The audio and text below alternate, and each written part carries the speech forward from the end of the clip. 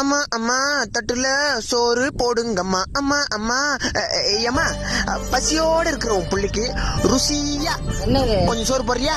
உனக்கு கையில கரண்ட் எடுத்து போட்டுக்கோ. டேய் எங்க ஓடனா?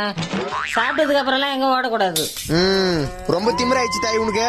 வர வர ஜியோ டவர் மாதிரி வெறுப்பேத்து நீ என்ன? 10 புள்ளிக்கு ஒரு வாய் சோறு போட போறது கிடையாது.